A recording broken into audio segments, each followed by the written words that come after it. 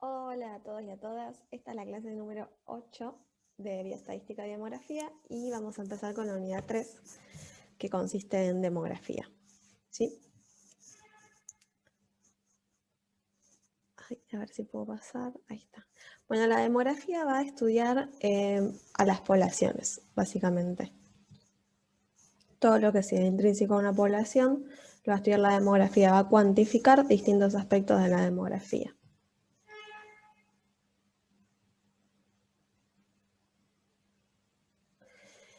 Entonces, ¿qué es una población?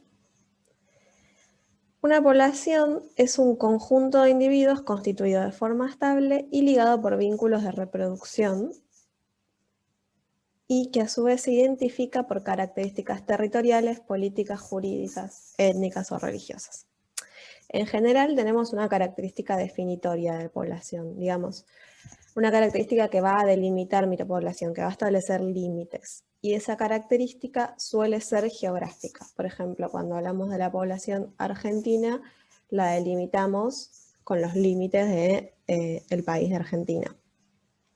Otra opción es hablar de la población de la provincia de Buenos Aires. Lo más común es que la característica definitoria sea la geográfica, pero además puede haber otro tipo de características que acoten a mi población. Por ejemplo, puedo hablar de población infantil. Entonces ahí van a ser todas las personas menores a 14 años y además tengo que aclarar de dónde. Población infantil, por ejemplo, de la provincia de Buenos Aires. Otros ejemplos pueden ser población de mujeres embarazadas, que en salud se usa un montón, población de personas vacunadas, no vacunadas, de mayores de 65 años, que ahora se habla un montón de los adultos mayores, etc. Entonces, en la definición de población va a haber aspectos biológicos propios del individuo, como la edad o el sexo, y aspectos que tienen que ver con la relación con el entorno, ¿sí? Si están vacunados o no, podría ser fumadores o no fumadores, población, a ver, que vivan en determinadas condiciones, por lo que ya vamos viendo que la población va a estar determinada por el observador, quien va a delimitar las características de interés, tanto biológicas como sociales. O sea, va a estar determinada por estas características y además tenemos que delimitarlas en un espacio y en un tiempo. A ver si puedo pasar. Bien. Entonces, más allá de que definimos una población como un conjunto de individuos, no es la mera suma. Cuando hablamos de conjuntos de individuos, las características de cada uno de esos individuos, cuando se cohesionan, generan características distintas propias del grupo. Entonces, intervienen procesos de cohesión que van a juntar a los individuos y que van a generar características de la población en sí. Algunos de estos procesos de cohesión son las parejas, las familias, cuando hablamos de comunidades, pueden ser comunidades barriales, escolares, grupos, hay distintos grupos, dimensiones para definir una población.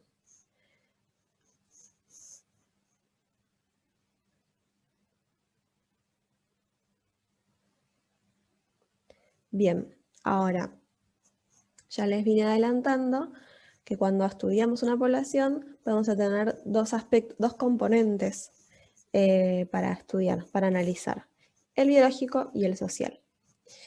El componente biológico está profundamente relacionado con la longevidad, la capacidad reproductiva, momentos activos de la población, y son más intrínsecos a la genética y al tipo de población que vamos a estar mirando. Por ejemplo, estamos hablando de poblaciones humanas, las características biológicas van a ser muy distintas que estamos hablando de otro tipo de mamíferos. Por otro lado, tenemos el componente social, que actúa sobre estas características biológicas. Las características biológicas son la base, luego vamos a ver que se terminan de moldear los aspectos demográficos con el componente social. El componente social es la interrelación con el entorno de los individuos. Esto puede ser características sociales, culturales, económicas, ecológicas. Todas estas relaciones van a terminar de moldear distintos aspectos de la demografía. Acá tenemos un claro ejemplo del componente social. Lo que vemos acá es la esperanza de vida al nacer según el grado de urbanización. Entonces, esto es de Estados Unidos, por eso está en inglés, pero me muestra cada grupito de barras para distinto grado de urbanización, la esperanza de vida que está en el eje Y. Lo que podemos ver es que la esperanza de vida es distinta según el grado de urbanización y es distinta a su vez según el sexo. Entonces acá están poniendo en juego un montón de cosas. El componente biológico está muy claro, por ejemplo, en el sexo, pero que en realidad la consecuencia que tiene en la esperanza de vida probablemente sea por factores sociales. A su vez, la esperanza de vida es algo que podríamos pensar que es meramente biológico porque tiene características genéticas intrínsecas a la especie, pero va a estar moldeada por las condiciones de vida, que es un factor social. Entonces, es muy difícil separar una cosa de la otra y la tenemos que ver siempre como una va atravesando a la otra y al revés, porque pareciera que lo social termina de darle forma a algo biológico, pero es algo que se va retroalimentando. En nuestro ejemplo podemos ver que la esperanza de vida es bastante mayor, no es mucho mayor, es bastante mayor en poblaciones urbanas que en poblaciones rurales. Si bien población rural está en años, 79.7 años para... estaba viendo mujeres. Quería ver el total, 76.7 para el total de la población rural, mientras que para la población urbana la esperanza de vida es 79.1 años. A su vez, en todos los grupos de urbanización es mayor la esperanza de vida para mujeres que para varones. Hay una diferencia enorme, ¿sí? Entonces acá podemos ver los dos factores y cómo varía un indicador cuando estamos mirando distintos componentes biológicos y a su vez distintos componentes sociales. En este caso los componentes biológicos que estamos mirando es el sexo y los componentes sociales que estamos mirando es el grado de urbanización en el que nace la población.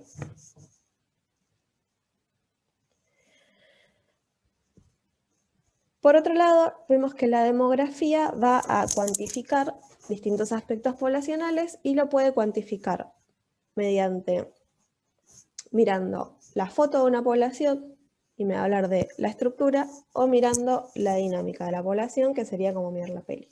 Acá tenemos distintos grupos de preguntas. El primer grupo de preguntas dice, ¿qué tamaño tiene la población? ¿Cuál es la distribución etaria? O sea, cómo se distribuyen los grupos de edad. ¿Cuántos individuos tiene cada edad? ¿Cuántos individuos tiene cada género? ¿Cuál es la distribución del sexo? Bien, si yo saco una foto, todo esto lo puedo ver. Ahora, si yo quiero ver si la población está en aumento, cuál es la esperanza de vida, cuál es la tasa de fecundidad, todo esto no lo puedo ver en una foto, tengo que ver un lapso de tiempo. Tendría que mirar la peli, el tráiler aunque sea. Entonces, el primer grupo de preguntas hace referencia a la estructura, en un momento estático.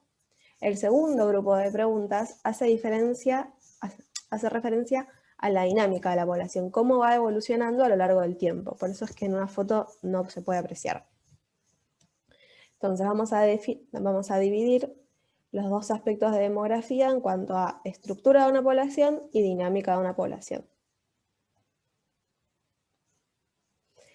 Los indicadores, y ahora los vamos a ver mejor, pero los indicadores los aspectos que miramos en una estructura va a ser el tamaño, la composición por edad y sexo y la distribución territorial. Y lo que vamos a ver en la dinámica de la población va a ser la fecundidad, la mortalidad y las migraciones. Todos estos cambios, la fecundidad, la mortalidad y migraciones, son elementos que generan cambios en la población, generalmente en el tamaño, pero también en su distribución. La estructura es el momento quieto. Ahora bien, ¿de dónde sacamos toda esta información? Bien, vamos a dividirla en dos tipos distintos de fuentes de datos. Las fuentes primarias y las fuentes secundarias. Las fuentes primarias son aquellas que vienen de datos que son obtenidas y elaboradas por el propio investigador o usuario de la información. Entonces, yo como investigador necesito la información y elaboro la manera de buscarla y la obtengo. Y la obtengo, la armo, la busco y ya la forma que tiene esa información va a ser tal cual la necesito para mi investigación o para mi estudio. En salud, esta situación se da cuando se conocen los límites de la población de referencia. O sea, se puede determinar una población en un espacio geográfico y puede conocerse a los usuarios de determinado servicio. Para que se dé esto, en general la población tiene que ser muy chica, porque yo tengo que buscar información de que una determinada cantidad de personas y es muy difícil poder hacer esto para un estudio si tengo una población muy grande. Las fuentes secundarias, por otro lado, son las que se usan con mayor frecuencia porque son las que tenemos más a mano, más disponible.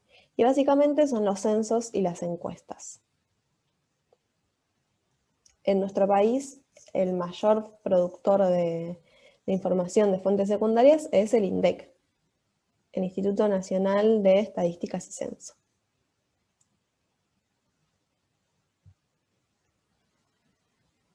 Entonces, ejemplos de fuentes secundarias. Censos, ¿sí? Los censos que son cada 10 años, ahora los vamos a ver. Encuestas, relevamientos y, importante, no lo habíamos dicho antes, registros. Todo lo que es el registro civil de las personas, registros de migraciones, vamos a tener los registros de nacimientos, de defunciones, de emisión de visa y tenemos las migraciones, y en las inscripciones estudiantiles vamos a tener registros de escolaridad, de alfabetización, etc.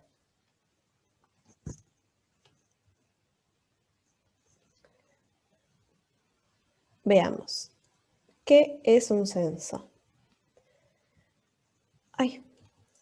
El censo es el proceso donde vamos a recolectar, compilar, evaluar, analizar y publicar los datos demográficos, económicos y sociales. Van a pertenecer a un momento determinado dado a todas las personas de un país o a la parte que yo quiera estudiar del país. En general tiene información clave sobre hogares, está pensado para que cada unidad muestral sea un hogar o una familia. Tiene información para diseñar futuras encuestas y distintas formas de muestreo.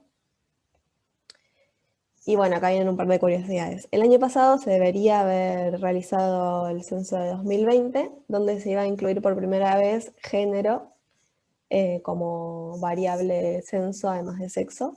Pero bueno, por razones de público conocimiento no se pudo hacer el censo. Realizar un censo es una operación compleja y masiva, o sea, implica un montón de movimiento, porque implica un montón de gente yendo a preguntar a todas las casas del país y cartografiar a todo el país. Y luego hay una serie de consensos, por eso acá dice, se recomienda que todos los países realicen un censo cada 10 años en los años terminados en 0. Ahora vamos a ver que esto es para...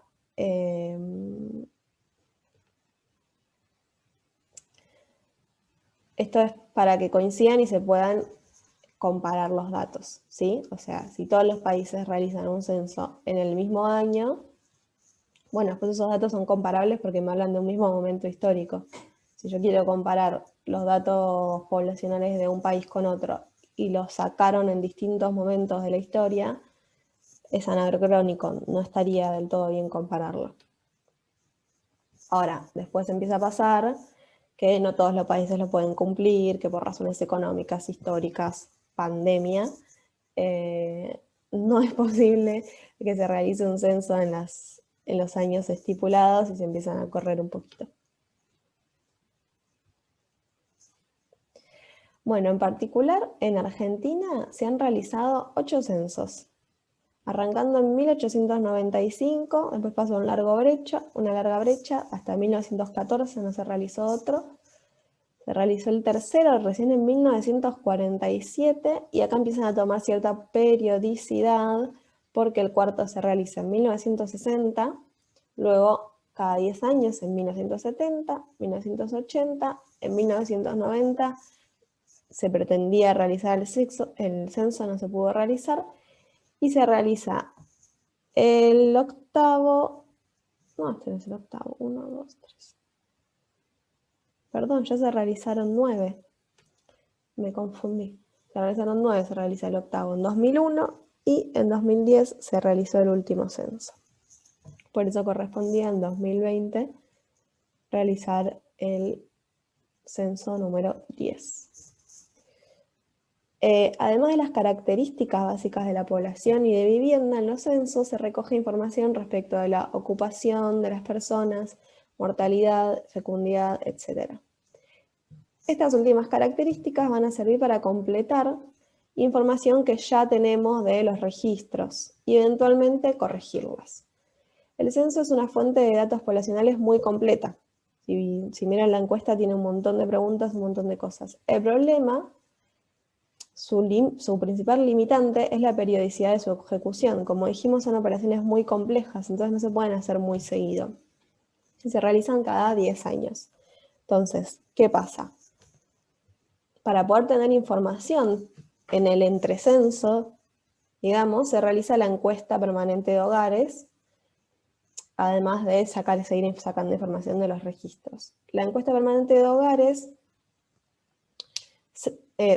busca información parecida a la de los censos, pero no lo hace de forma censal, sino que lo hace en forma de muestra. Con lo cual es mucho más fácil realizarlo porque la complejidad va a ser menor porque se van a encuestar una menor cantidad de personas, en vez de la población completa, una partecita. La encuesta permanente de hogares en nuestro país se realiza cada 2 años. Otro tipo de registros que tenemos para completar la información de los censos son ya lo dije, el registro de hechos vitales, que es donde tenemos el registro civil, el registro de las personas, que vamos a ver los nacimientos, las defunciones, a su vez casamientos, adopciones, legitimaciones. Y también en el registro de direcciones de migraciones vamos a tener las migraciones, con lo cual vamos a conocer gente que entre, cuánta gente entra, cuánta gente sale. Esto nos va a servir para la estructura de la población y también para la dinámica. Creo que no se me ocurre ningún tipo de registro más. Bueno, y el Scholar, como ya dijimos. Algo importante para tener en cuenta es que, como siempre que hacemos estudios en muestras, la encuesta permanente de hogares se realiza en muestras y luego se extrapola al resto de la población la información obtenida. Como la podemos más o menos contrastar con la información que tenemos de los censos de los años anteriores y del registro civil, puede constituir una fuente muy, muy fiable de información, la encuesta permanente de hogares. Bien, ahora, ¿cómo vamos a cuantificar, cómo vamos a ordenar toda la información que tenemos sobre la población? Acá es donde entra la estadística. La estadística lo que va a hacer es utilizar medidas. Como los datos crudos son muy difíciles de interpretar, como cantidad de personas muertas en un año, y no me dice mucho si no lo hago en cuanto a una proporción, por ejemplo.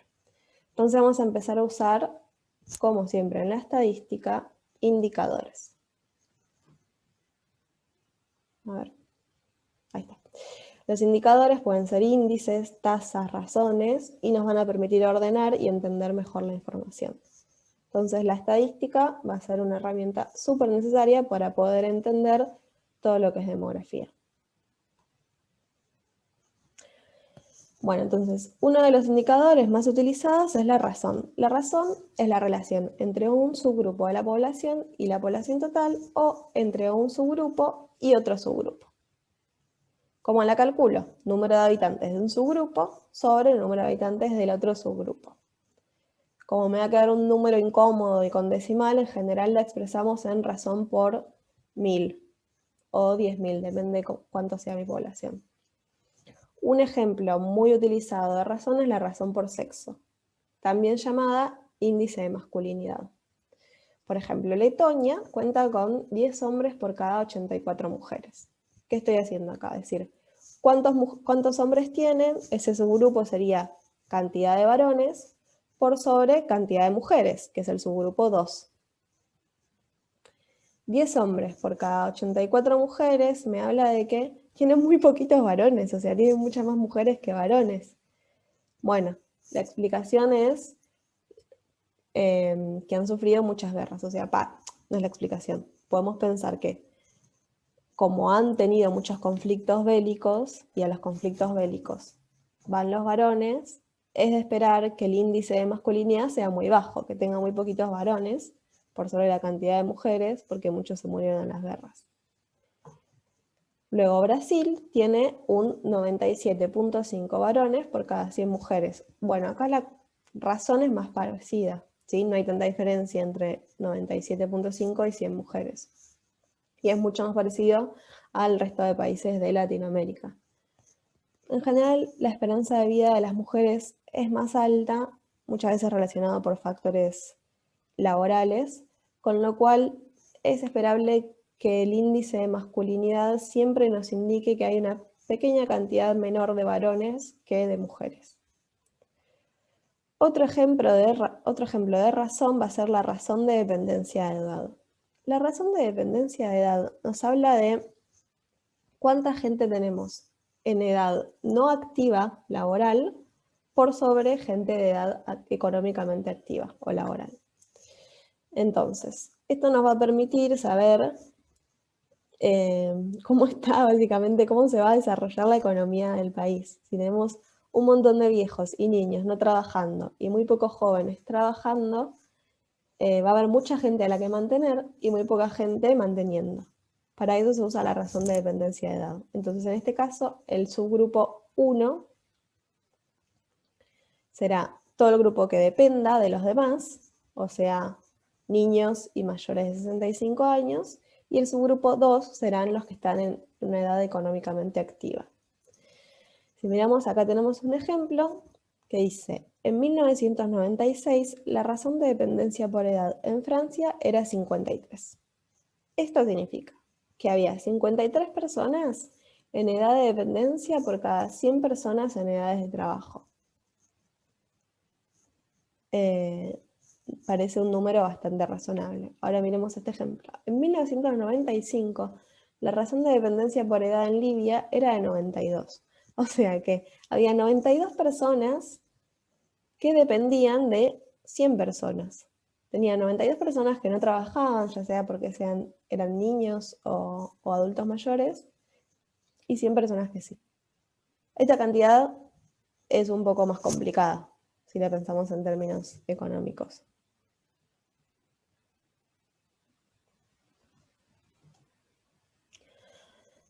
Otro tipo de indicador que tenemos es la tasa. Las tasas son coeficientes que expresan la relación entre la cantidad y la frecuencia con la que ocurre un fenómeno determinado en un periodo determinado de tiempo. Entonces la tasa lo que va a hacer es agregar, a diferencia de la razón, un periodo determinado de tiempo. Vamos a usar tasa de natalidad, tasa de fecundidad, tasa de mortalidad. Y como hablamos de un periodo determinado de tiempo y proporciones, nos va a hablar del dinamismo, de cómo aumenta, disminuye la población. ¿Sí? Es un indicador que habla de la dinámica de la población y no de la estructura. En el ejemplo podemos ver la tasa de natalidad. La tasa de natalidad se va a calcular la tasa bruta de nacimiento, que es número de nacimientos, o sea, número del evento nacimiento, sobre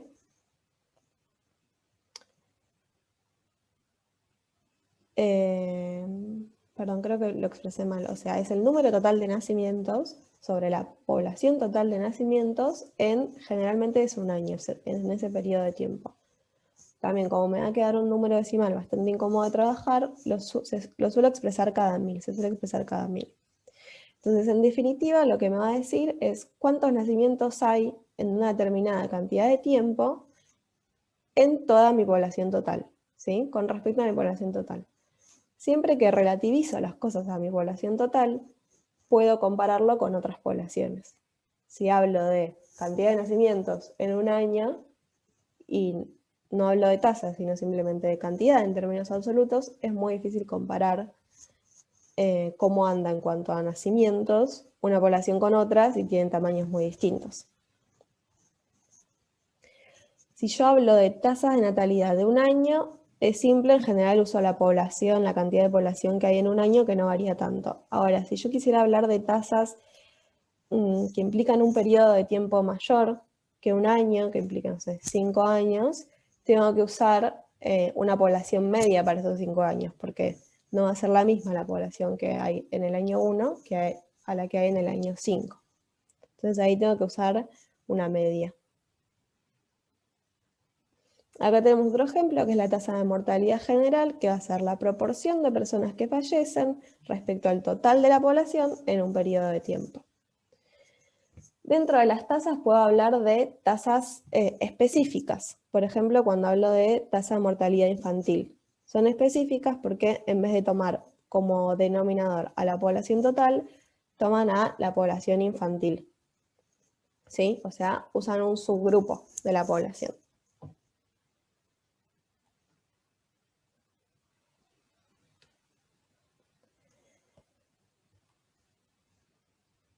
Por último, otro indicador que tenemos son los índices. Los índices lo que agregan como de diferencial respecto a las tasas o a las razones es que nos sirven para estudiar fluctuaciones o variaciones a lo largo del tiempo.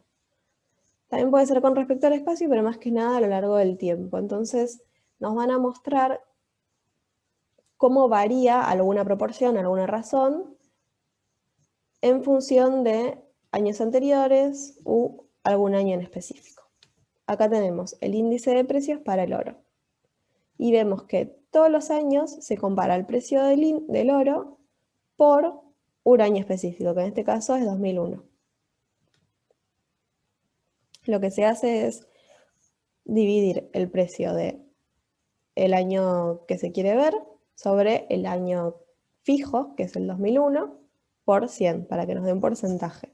Entonces, esto, si se fijan, es una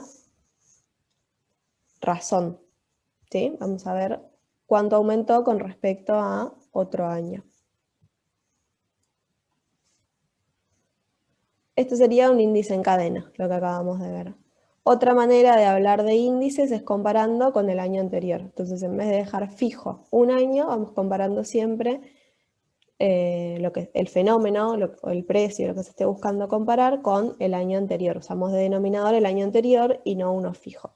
En este ejemplo tenemos un ejemplo de índice interanual, o sea, va a comparar los salarios de cada año con el año anterior. Acá lo tenemos desagregado por meses. Entonces, acá me está comparando julio de 2019 con el año anterior.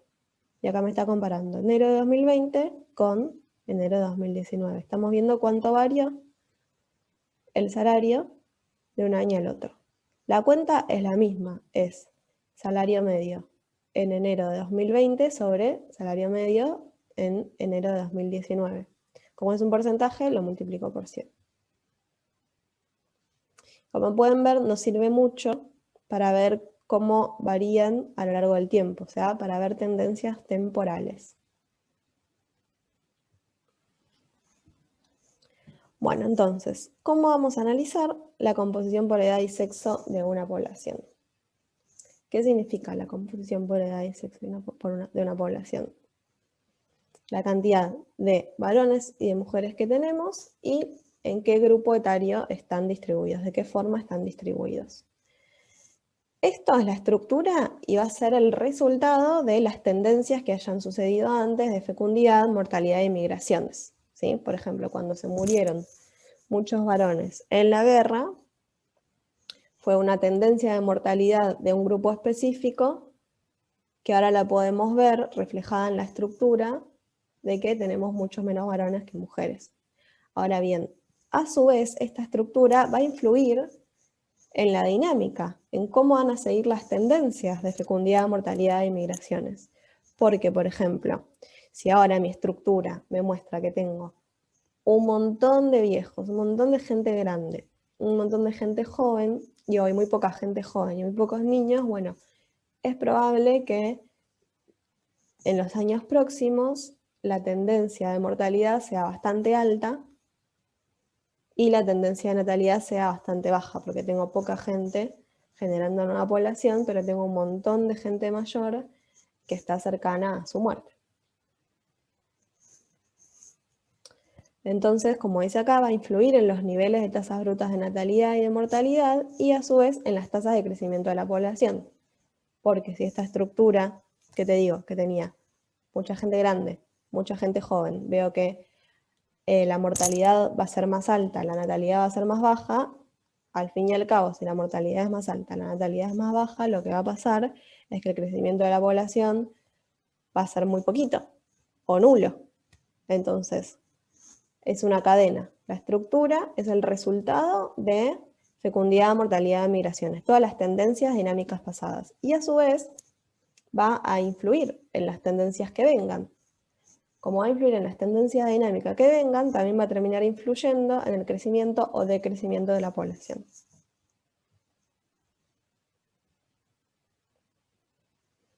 Bueno, una de las maneras posibles o indicadores posibles para la composición de edad puede ser la mediana. La mediana, ya lo saben, la edad mediana es la edad que indica exactamente que la mitad de la población es mayor y la otra mitad es menor. Está buena para comparar distintas poblaciones. Acá podemos ver la mediana de edad por país. En verde están los países africanos. Y en azul tenemos países de Europa y algún país de Asia, veo a Japón. ¿Qué pasa acá? La edad mediana en los países africanos es mucho más cortita, más chiquita, que en otros países, por ejemplo, europeos, Mónaco, ni hablar.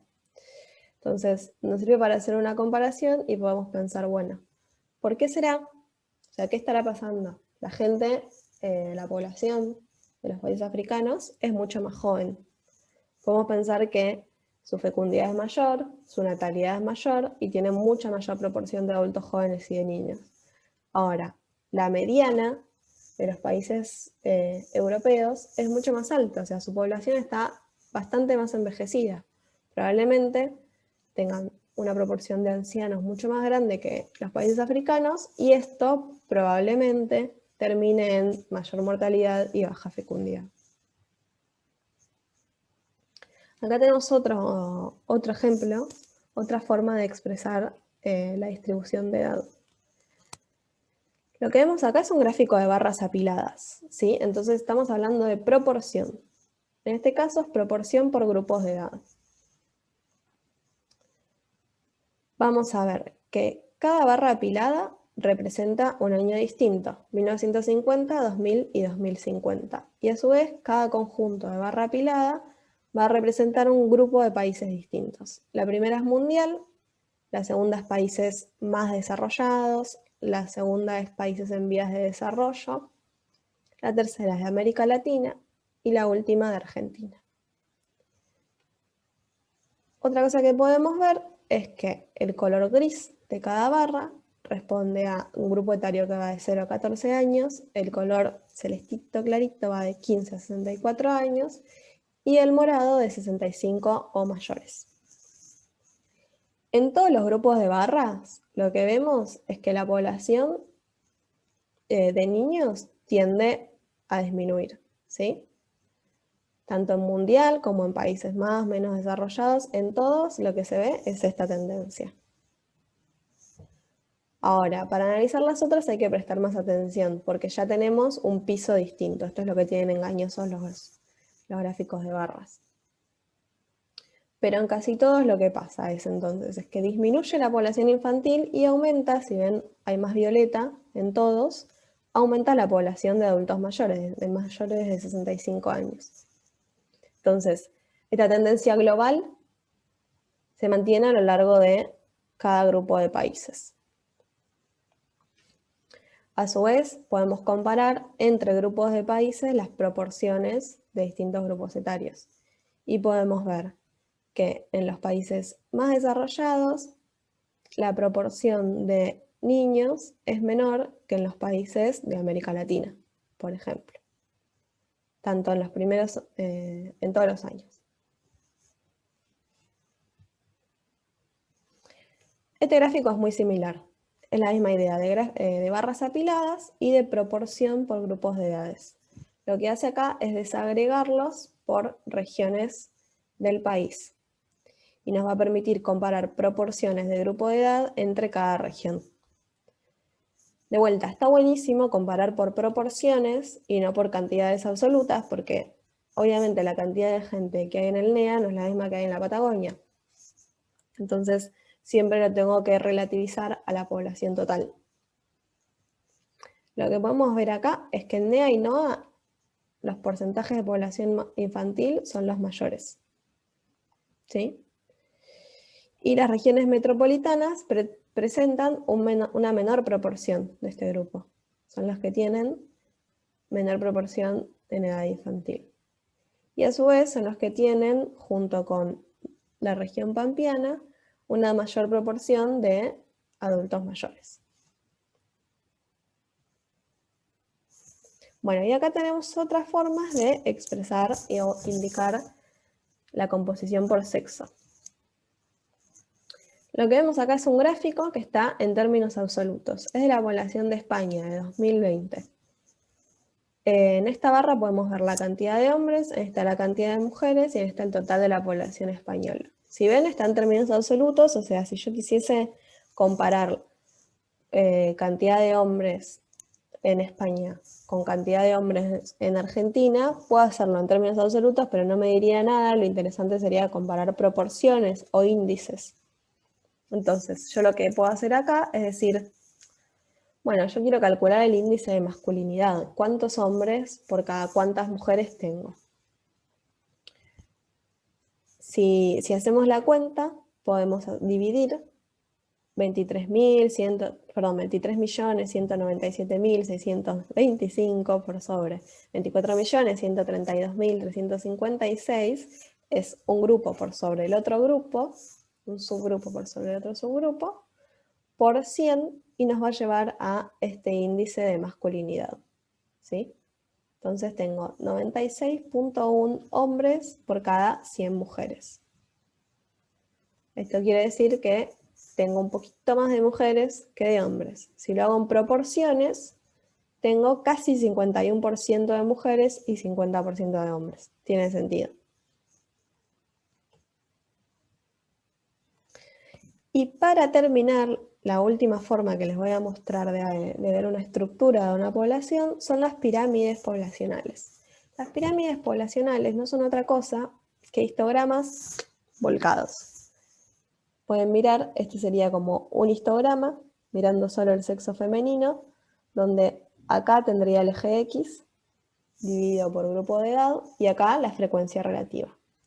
Entonces, nos está mostrando en las barras horizontales los números o las proporciones, depende cómo esté expresada, de hombres hacia la izquierda y de mujeres hacia la derecha para cada grupo etario. Cada grupo etario va a ser cada escalón de la pirámide. La suma de todos los grupos, clasificados según edad y sexo, va a ser el 100% de la población. Si estoy hablando de proporciones, va a ser el 100%. Si estoy hablando en números absolutos, va a ser el 100% expresado en el N total de la población. Entonces, observemos un poquito esta pirámide. Podemos ver, por ejemplo, yo quiero saber cuánta gente o qué proporción tengo de varones de 0 a 4 años. Entonces miro este escalón, solo la parte azul. La proporción es 4.2. Ahora quiero ver cuánto tengo de varones y mujeres, todos juntos, de 0 a 4 años. Bueno, tengo que sumar 4.2 con 4.1. O sea, 8.3 es la proporción de personas de 0 a 4 años en esta población. Ahora, lo interesante de la población es que me permiten a simple vista poder ver la estructura de una manera rápida y hacerme una idea de cómo va a evolucionar esa población a lo largo del tiempo. ¿Por qué? Yo voy a mirar qué forma tiene esta pirámide. Y se la suele clasificar en 3 tipos de pirámides: la progresiva triangular, la estacionaria y la de crecimiento nulo. La progresiva o triangular va a tener claramente una forma de triángulo, o sea, una base ancha, una tendencia a disminuir hacia la cumbre y la cumbre bastante angosta. O sea, va a disminuir a medida que aumenta la edad.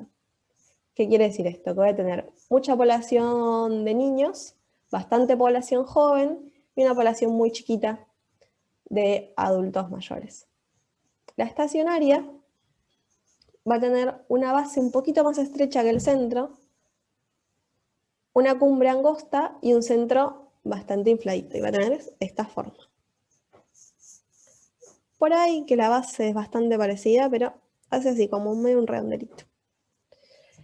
¿Qué me indica esto? Que tengo no tanta población infantil, bastante población joven y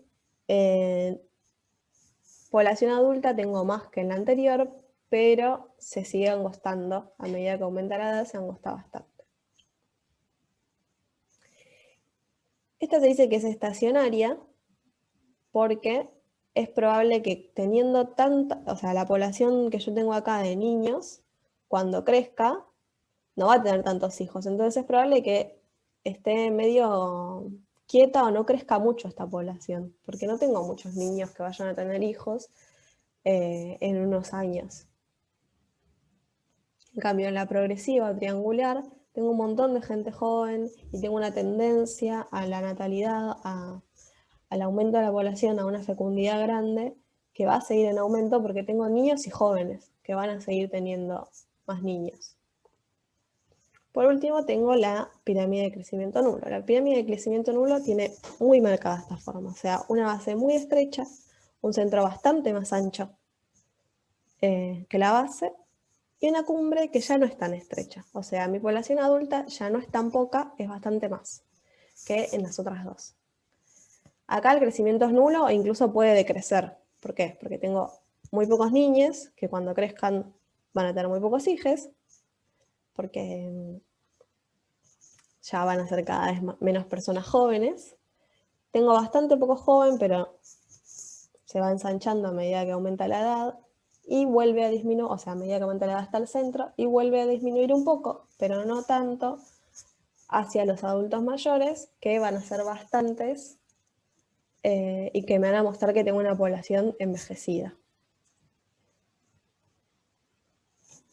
Se dice que este tipo de pirámide se puede asociar con distintos tipos de países. Entonces, las de crecimiento rápido, que tienen una fecundidad alta y mucha población infantil, en general está asociada a países en vías de desarrollo, a países más pobres. Acá podemos ver el ejemplo de Nigeria.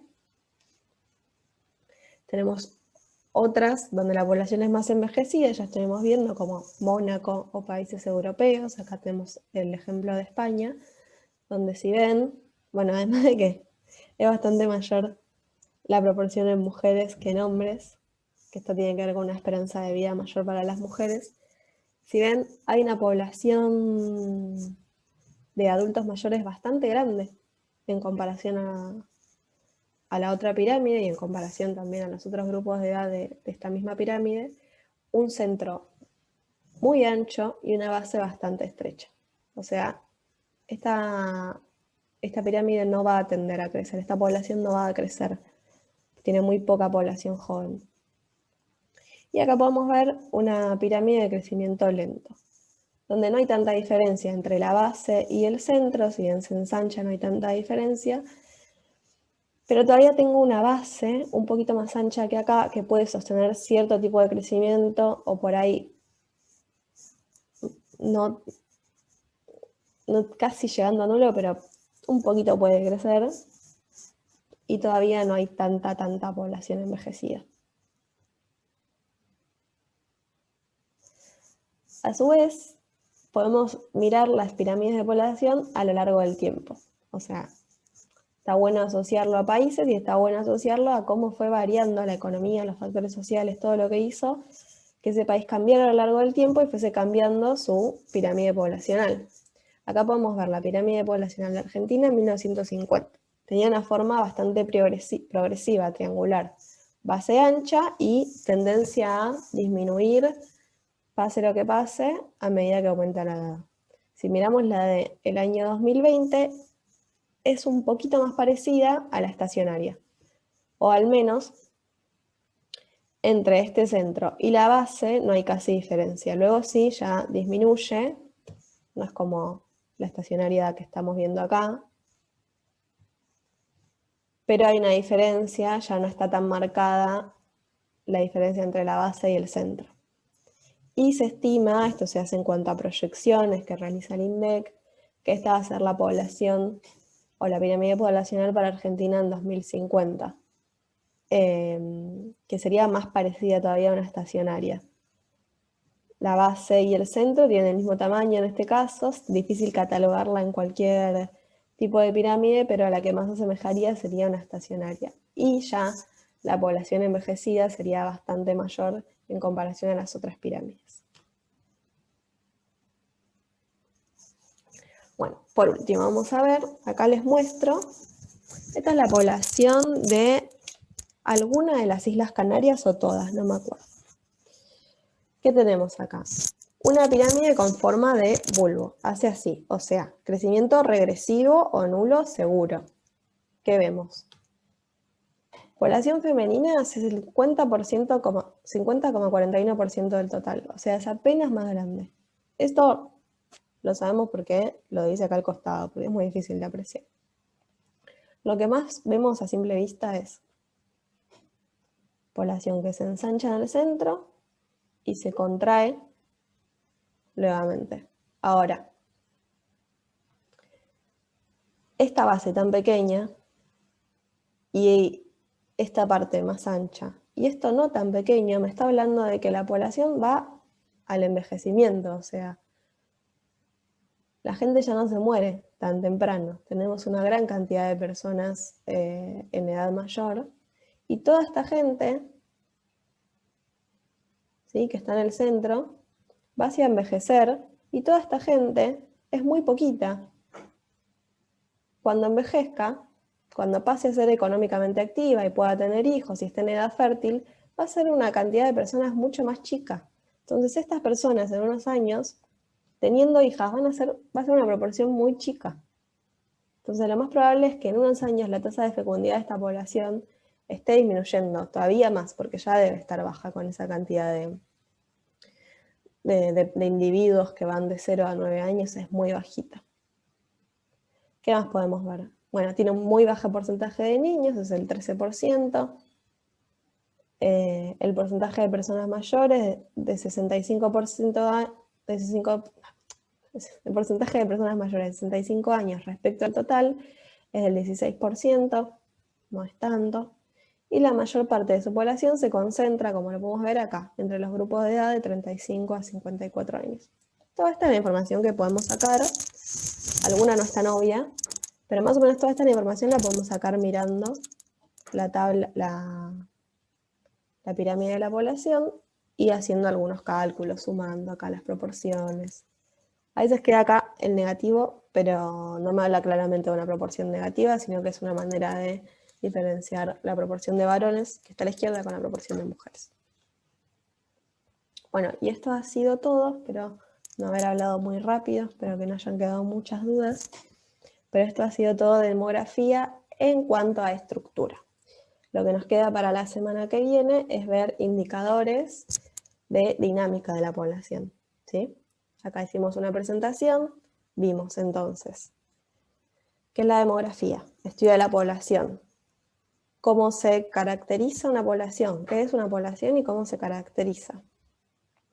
Estructura de una población, ¿sí? O sea, sexo y distribución por grupo etario de una población, indicadores de una población en cuanto a estructura, y terminamos con las pirámides poblacionales que engloban todos estos puntos.